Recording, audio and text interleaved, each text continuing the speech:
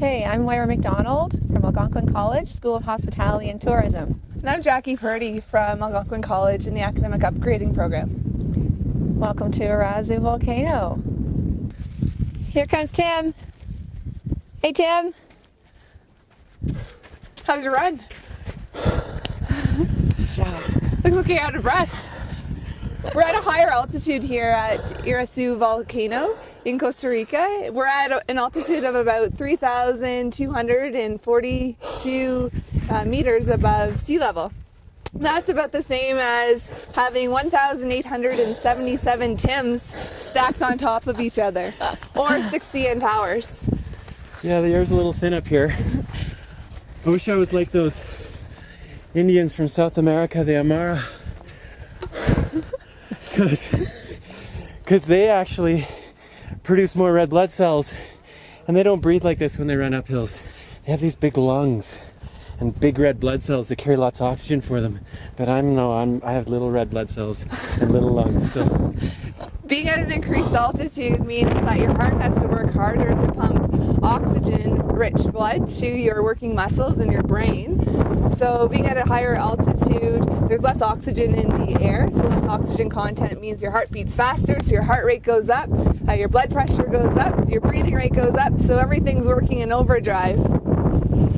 very true, very true. Have some water. What is this mountain we're on anyways? Well, Irazu is a compound word, Ira meaning point and Su meaning thunder.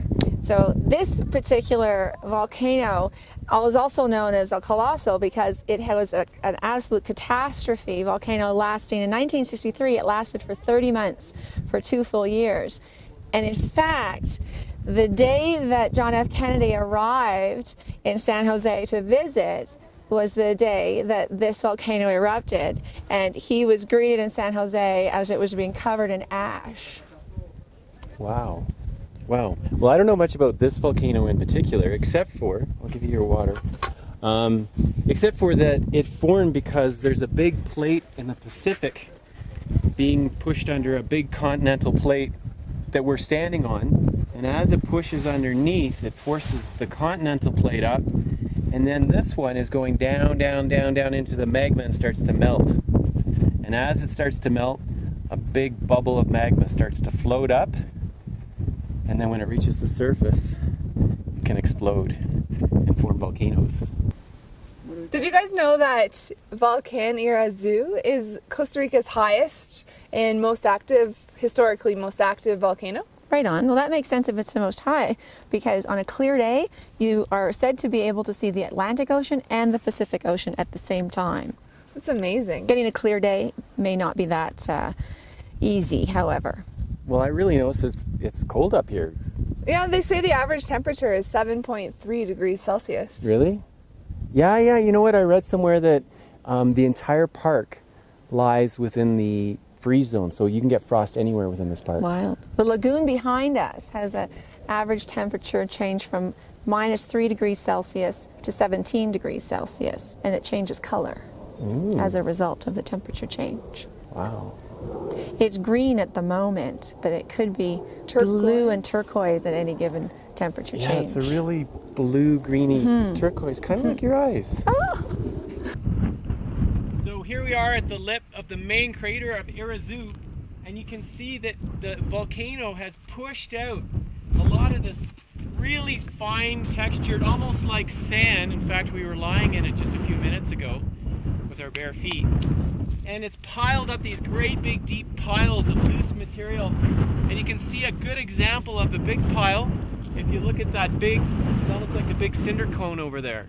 That's very, very deep piled up material, and then the rain gets at it and creates these deep gullies that have washed it all down.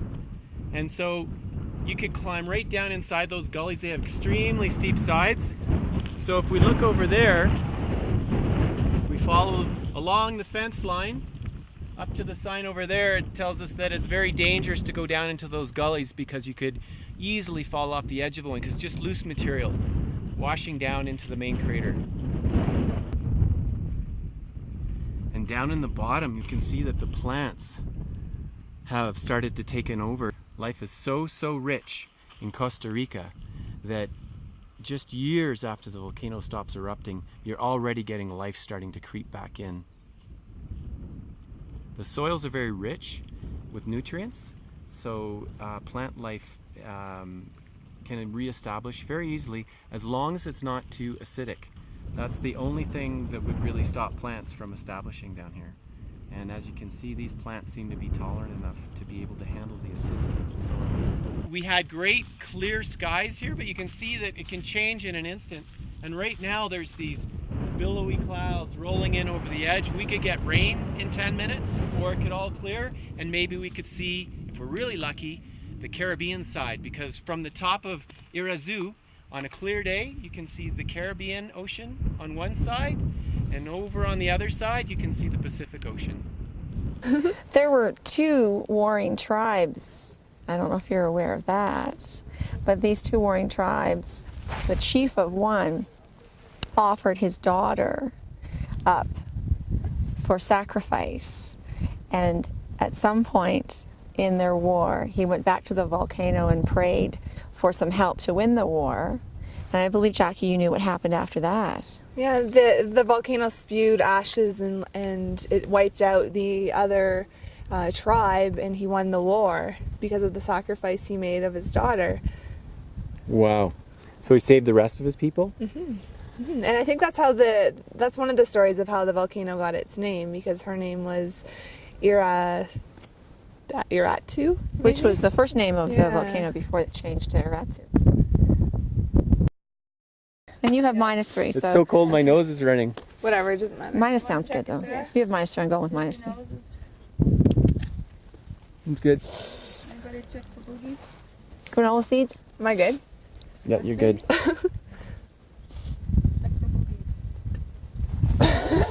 She's rolling. You're rolling, aren't you? Oh, is this the outtake? I almost reached over and did that for you. Yeah, it was the mother. And I was Thanks, Mom. I did. I almost went. Yeah, Thanks, that would have Mom. been good, huh? I'm with you on that. In fact, letting that gravel kick in now. I'm just gonna sleep right here. Oh my gosh, from head to toe.